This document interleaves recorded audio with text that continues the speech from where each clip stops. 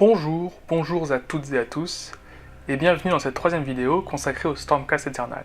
Dans la première vidéo, nous avons vu les Liberators, qui sont la troupe de base des Stormcast Eternal.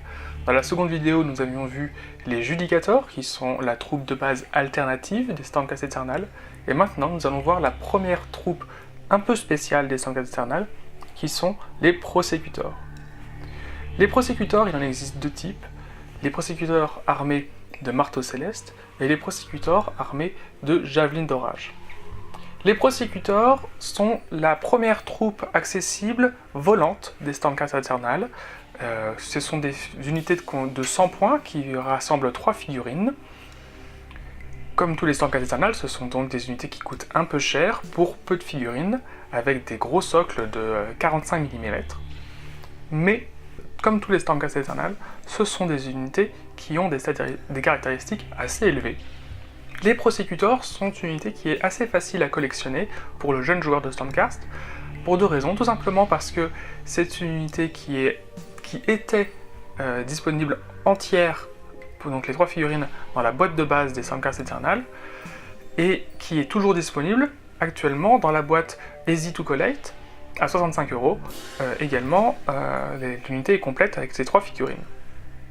L'intérêt de la boîte Easy to Collect à 65€, c'est que dans cette configuration-là, il est possible de choisir le type d'armement que l'on veut pour les Prosecutors, c'est-à-dire leur mettre les marteaux célestes ou leur mettre les javelines d'orage, ce qui n'était pas possible dans la boîte de base originale, puisque dans la boîte de base, ils étaient en mode Easy to Build. Du coup, l'armement était préconfiguré au niveau des bras.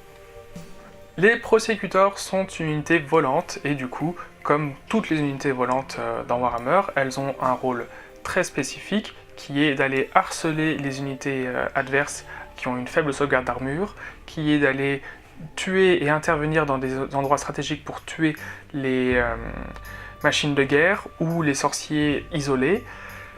Les Prosecutors font ça extrêmement bien, et particulièrement je suis déjà en train de mettre un petit plus et un petit malus sur les deux unités, particulièrement les unités de Prosecutors avec marteau céleste, et nous parlerons ensuite de vilain petit canard qui est l'armement avec javelot. Les Prosecutors, comme tout Stormcast Eternal, ont forcément des caractéristiques de base assez intéressantes, comme je le disais plus tôt.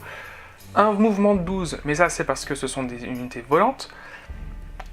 Une sauvegarde à 4+, un moral de 6 et 2 points de vie. 2 points de vie, bien sûr, parce que j'ai que 3 figurines, donc ils ont plutôt intérêt à avoir 2 points de vie. Un moral de 6, ça c'est le malus que ont tous les Stormcast Eternal, ils ont un moral tout pourri. Et une sauvegarde à 4+, une sauvegarde à 4+, pour des unités volantes d'intervention rapide, c'est plutôt très intéressant.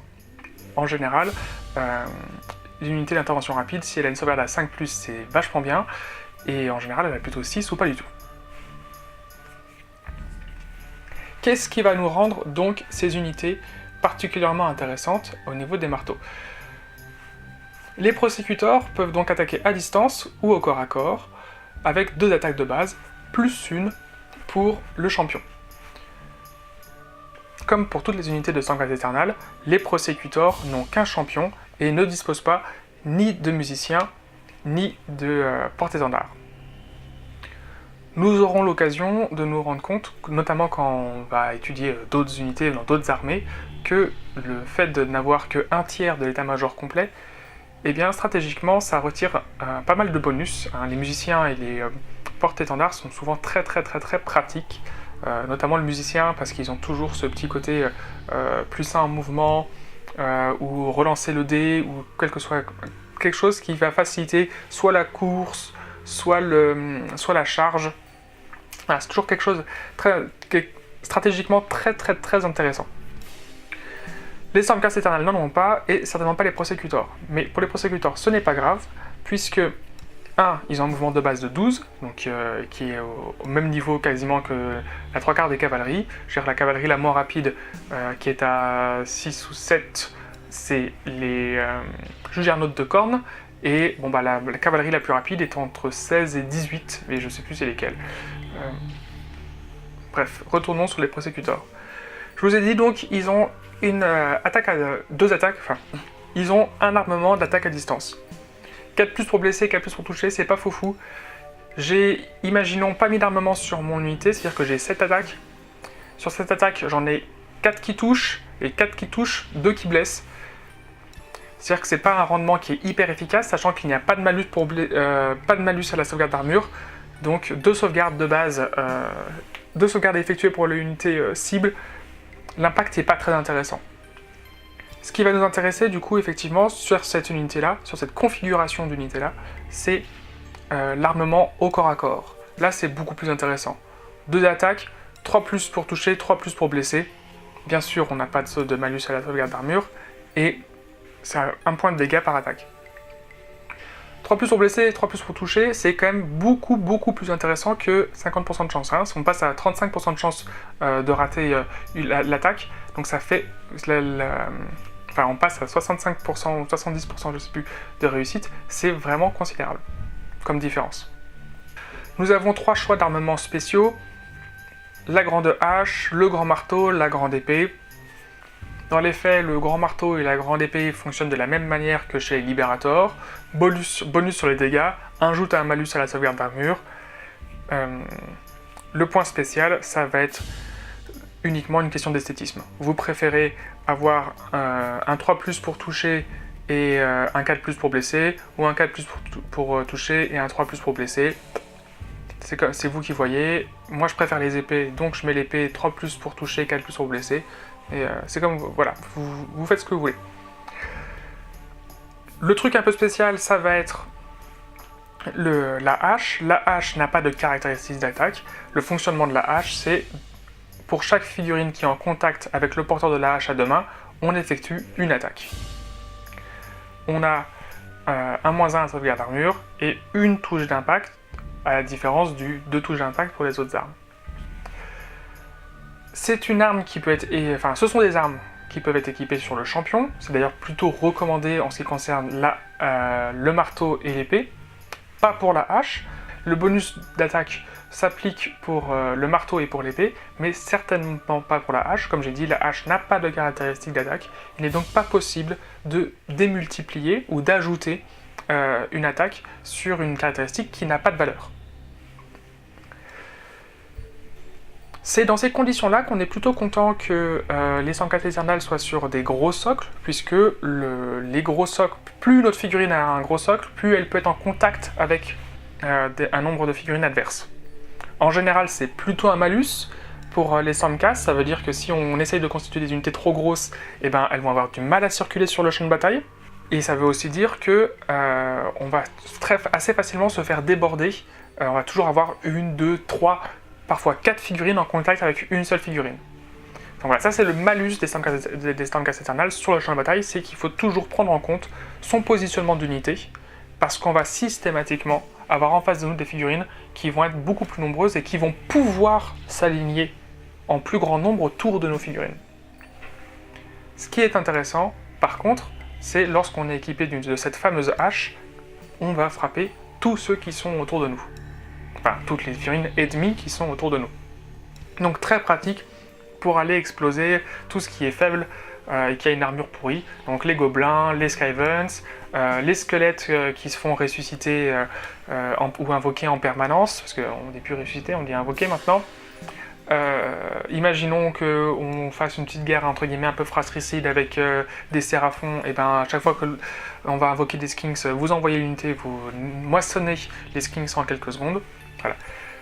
C'est un choix stratégique.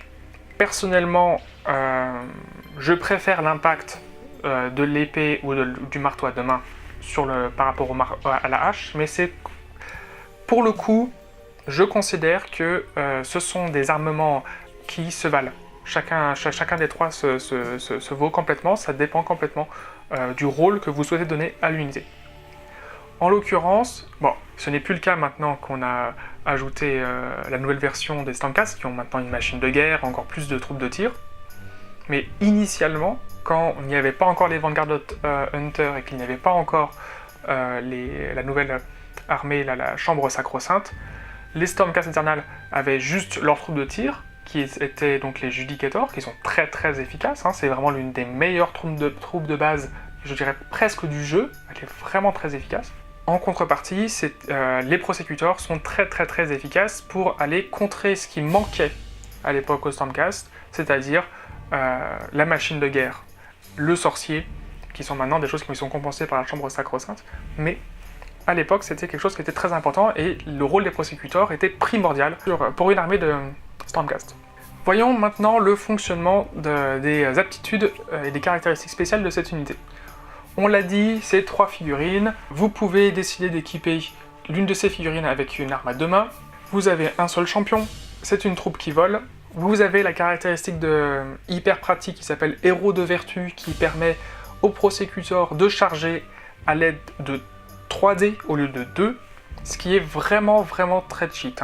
Parmi toutes les troupes, qu'elles soient volantes, cavalerie ou quoi que ce soit, la possibilité de lancer 3 dés pour charger est l'une des caractéristiques les plus intéressantes actuellement sur le jeu.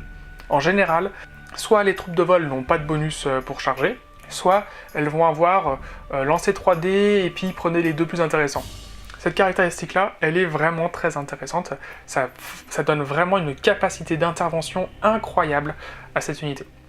Ensuite, nous avons les 2 règles un peu particulières, la paire de marteaux, ensuite nous avons les 2 règles de base un peu simples, la paire de marteaux et la question du bouclier.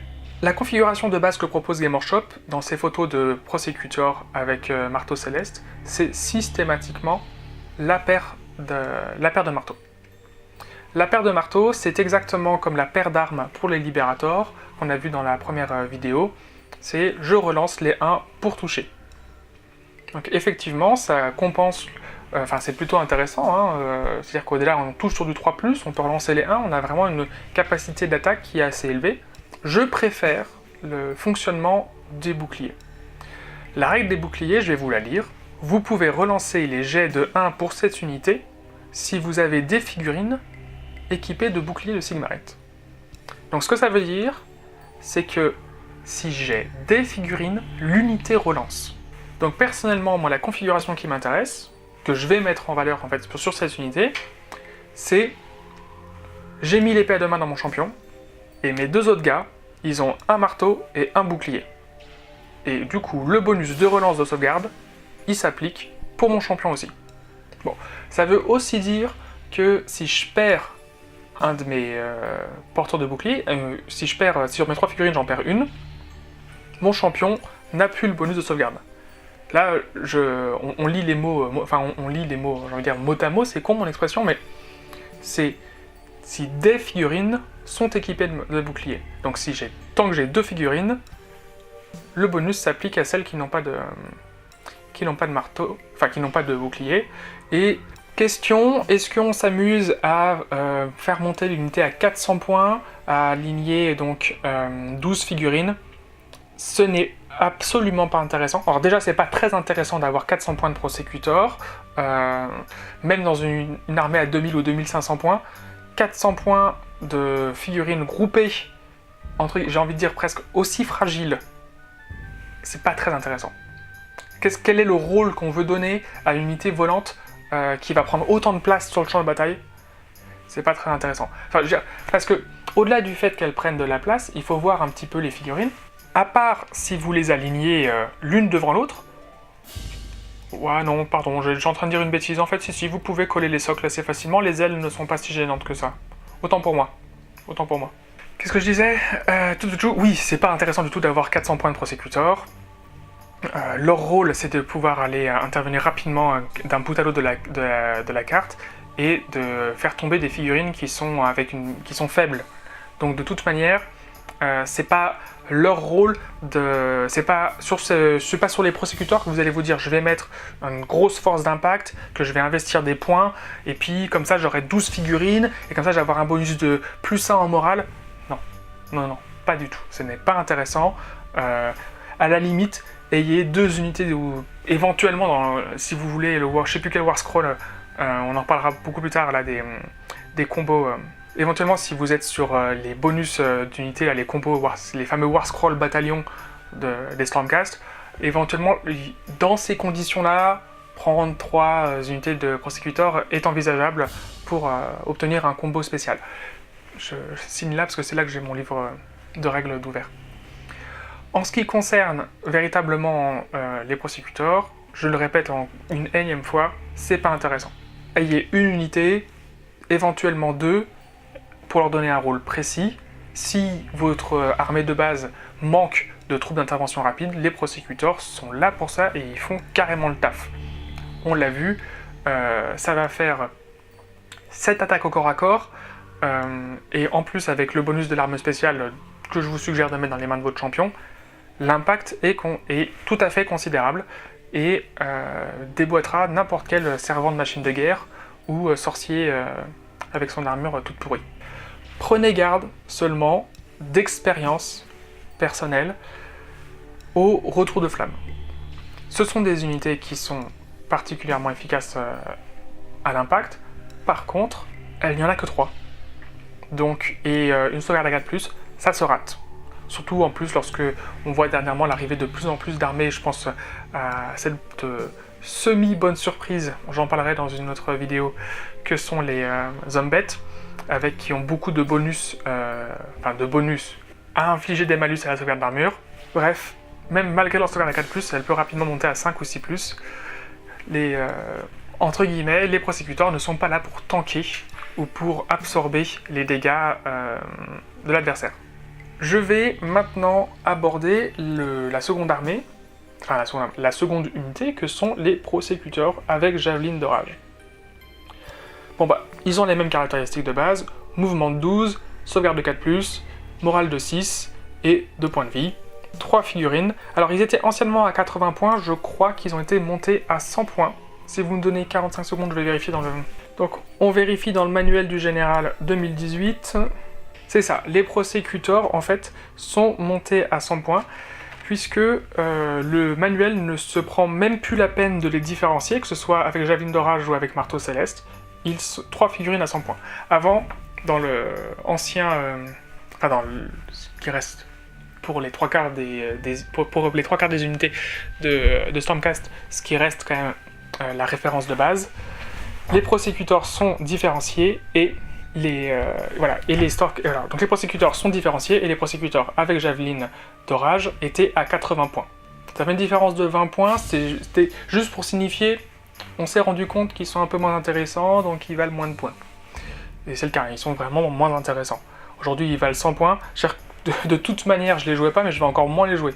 À l'époque, on peut se dire éventuellement, bon, 80 points, j'ai une dent creuse quelque part, je vais les caler là. Bon, en vrai, ça marche pas, hein. Quand t'as 80 points, on joue autre chose, on s'organise pour... même éventuellement, on va chercher une unité plus intéressante dans une autre armée de l'ordre, et c'est pas grave. On joue pas les prosécuteurs avec javeline d'orage, ils servent à rien. Ils sont beaux, parce qu'ils ont des jolis boucliers ronds, mais les jolis boucliers ronds, on va les foutre sur les prosécuteurs avec marteau. Et la lance, la lance, en fait, ce qu'on fait avec ces rabios, hein, ce qu'on appelle les rabios, c'est les pièces qui restent. Je suis en train d'arriver sur la conclusion, je vous ai même pas parlé de leurs caractéristiques pourries. Pardon. En fait, ce qui marche bien, là, comme conversion, c'est de prendre nos petits libérateurs, de leur mettre les casques des prosécuteurs avec donc la crête, de leur mettre en main droite le javelot, et en main gauche le bouclier rond, et ça fait des super spartiates. Et puis il suffit de dire sur le plateau que la lance c'est une épée, ça se joue comme une épée, et ça passe très très bien, et l'effet est vraiment stylé. Vous trouverez plein d'illustrations sur Google Images de ça. Voyons les caractéristiques des prosécuteurs avec javeline d'orage. Si les prosécuteurs avec marteau céleste étaient plutôt intéressants au corps à corps, bien évidemment, les prosécuteurs avec javeline d'orage sont là pour être intéressants à distance. Ce qui me gêne, c'est que si effectivement ils touchent et ils blessent sur 2-3+, ils n'effectuent qu'une seule attaque. Donc j'ai 3 figurines qui vont attaquer que 3 fois. Pour 100 points, ça m'ennuie, très clairement. Malgré le fait que je vais forcément confier aux champions la javeline, ils ont leur arme spéciale qui est donc un trident, le trident qui va donc avoir infliger un malus de -1 à la sauvegarde d'armure pour l'adversaire, infliger 2 impacts, bien sûr, c'est une arme spéciale, ils fonctionnent quasiment tous de la même manière, il aurait lancé un marteau à deux mains ou lancé une épée à deux mains, ça aurait été pareil. Pour nous vendre cette unité, on va essayer de leur donner des petits bonus. Donc, le premier petit bonus, c'est sur le champion, il peut effectuer 2 attaques à distance au lieu d'une seule. Bon bah, donc c'est intéressant, au lieu d'avoir 3 attaques, eh ben, je vais en avoir 4, dont la moitié, en fait, 2 seront des lancers de trident. Ok, mais jusque là, entendons-nous bien, sur ces 4 attaques à 3+, en fait, en termes de résultats, c'est exactement, à peu de choses... Non, c'est pas exactement ça. C'est à peu près la même chose que nos 6 attaques d'origine. Je vous ai dit des bêtises tout à l'heure. Sans doute vous êtes déjà sauté sur le clavier pour me le dire.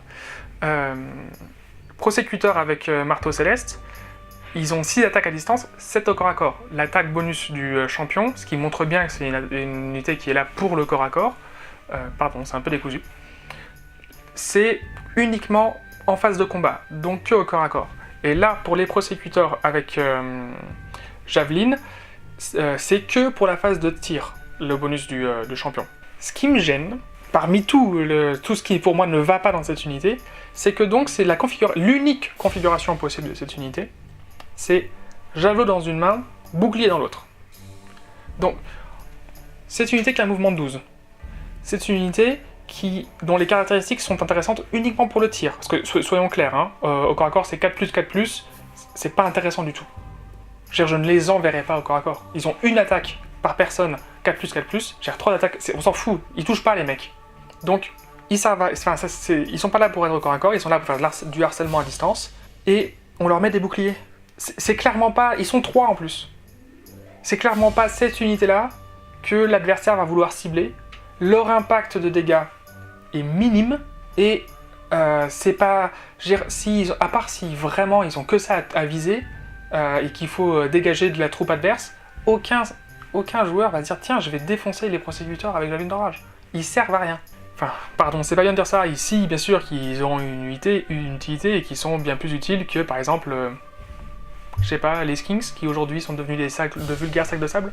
Pardon, je m'énerverai sur les Séraphons une autre fois. Donc tout ça pour dire que ajouter un bouclier à cette unité-là, ça m'intéresse pas, et ça ne devrait pas vous intéresser non plus. C'est pas une unité qui est là pour encaisser des dégâts. Donc, si au moins ils avaient l'ambidextrie qui leur permettait de relancer les 1 pour toucher, ou je sais pas, donc vraiment pour se dire, allez, ils font une attaque par personne, mais ils la font bien, quoi. Même pas. 18 pouces de distance d'attaque, c'est intéressant, mais c'est exactement comme pour les marteaux. Donc, oui, ok, 30 pouces de rayon d'action, c'est bien, mais en fait, c'est pas mieux que les autres. Le seul petit bonus, c'est de se dire que, donc, comment ça s'appelle, c'est l'aptitude javeline d'orage. Si l'unité cible est à plus de 9 pouces, les javelines infligent 2 points de dégâts au lieu d'un seul. C'est-à-dire que potentiellement, au mieux, on va avoir 4 attaques qui vont chacune infliger 2 points de dégâts. Ce qui fait 8 points de dégâts, mais c'est pas fou, quoi. En vrai, par rapport au marteau, donc au mieux, il y a plus de chances de faire 8 points de dégâts avec les javelines d'orage avec les prosécuteurs avec javelines que les marteaux. Soyons d'accord, bien sûr, j'en suis bien conscient. Bon, la seule différence, c'est que eux, ils en feront 6, eux, ils en font 8. Dans les faits, en termes d'impact, c'est pas foufou comme différence. Par contre, au corps à corps, ils sont beaucoup plus efficaces. Eux, ils servent à rien. Hein.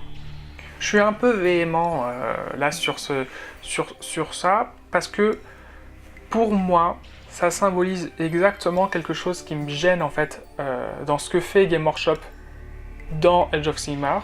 Quelque chose que je vais aborder plus tard dans une prochaine vidéo que je vais sans doute tourner dans la foulée. Qu'est-ce que c'est ? Je suis en train de me chauffer. C'est les unités qui servent à rien. C'est les unités qui sont créées mais pour rien. Donc je vais le développer plus tard parce que ce sera juste une vidéo type un peu coup de gueule et qui ne va rien apporter de concret en termes de conseils ou de propositions ou de découvertes de jeux. Donc voilà. Dans l'idée, l'intérêt des vidéos que je vous propose, c'est de pouvoir lire ensemble des règles, éventuellement s'interroger sur les petites questions, sur les petits points de règle un peu particuliers, comme le principe pour les prosecutors de pouvoir faire bénéficier du bonus du bouclier à toute l'unité, ce qui ne fonctionne pas par exemple avec les libérators. Et également de s'interroger comme ça de but en blanc, quelle est la formation d'unité qui va être intéressante et laquelle va être, selon moi, selon mon analyse très personnelle, la moins intéressante. C'est pour ça que j'avais dit que nous avons les judicators équipés d'arc et les judicators équipés d'arbalète. Et bien, il y a beaucoup d'autres chaînes, enfin beaucoup, il y a quelques chaînes qui parlent de Warhammer et qui proposent des parties à visionner filmées de Warhammer. Il y a les très très connus français French Wargames Studio qui est vraiment pas mal, mais ils font plus du Warhammer 40 000 que du Age of Sigmar. Et il y a une autre chaîne qui est... J'ai oublié. Je vous mettrai les deux chaînes si vous les connaissez pas, mais a priori vous les connaissez forcément. Et eux, ils font beaucoup plus de Age of Sigmar. Cette autre chaîne, c'est une chaîne américaine ou anglaise. Je connais pas les accents anglophones, donc je peux pas vous dire. Et ce qui est intéressant, c'est de voir le joueur principal qui, avant, alignait des judicators avec arbalète, et finalement s'est rendu compte, enfin je sais pas s'il s'est rendu compte ou pas, parce que je n'ai pas vu il n'a pas fait de commentaire à ce sujet, c'est qu'en fait en termes d'impact sur la partie, il était en permanence en train de se dire je les bouge pas, je les bouge très très peu, parce que comme ça ils auront leur super bonus de tir à répétition et tout. Sauf qu'en fait finalement ils bougeaient quasiment jamais, ils servaient pas à grand chose, et il a fini par les dégager pour foutre 5 judicateurs avec arc qui ont une portée bien plus intéressante, des caractéristiques de tir bien plus intéressantes, et ils tirent à chaque tour. Au lieu de se dire je vais avoir 1 ou 2 tours et ils vont cartonner, arrête de chercher le bon moment. Pose les gars, ils ont une putain de portée, ils tirent à chaque tour et ils allument à chaque tour.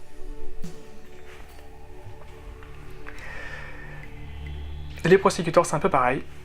On a d'un côté ceux qui vont arriver au corps à corps et qui vont avoir un impact immédiat et avoir des caractéristiques hyper intéressantes, parce qu'ils ont un nombre d'attaques intéressant, parce qu'ils ont des boucliers, parce qu'ils peuvent bénéficier du bonus. L'intérêt d'un bouclier pour une unité au corps à corps, il est évident. Il l'est beaucoup moins pour une unité à distance dont le principe n'est pas d'attirer les tirs, ni les attaques, ni de se faire charger, c'est pas son rôle.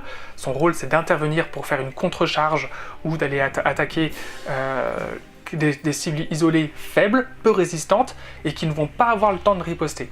Alors vous me direz, oui, s'ils n'ont pas le temps de riposter, on s'en branle qu'ils aient un bouclier, qu'est-ce que tu me parles de... Mais sauf que, pour qu'ils puissent pas riposter, il faut pouvoir le tuer. Et tes prosecuteurs avec javelot, au corps à corps, ils font que dalle. Ils font vraiment rien du tout. 3 attaques à 4+, ça ne sert à rien. Si vous en avez une qui touche, c'est un max. Enfin, qui blesse. Je veux dire, s'il y en a une qui blesse, c'est pas intéressant du tout. Bon. Après, je m'énerve un peu, mais parce que moi je suis champion pour faire des 1 et des 2 quand il faut pas en faire, et puis pour faire des 6 quand je suis en train de faire un putain de test de morale. Bref. Les prosecutors, ils sont bien, mangez-en, mais avec des marteaux. Et je reviens dans quelques minutes pour m'exciter sur un petit coup de gueule pour Entre Games. Je vous remercie pour votre attention, et à la prochaine.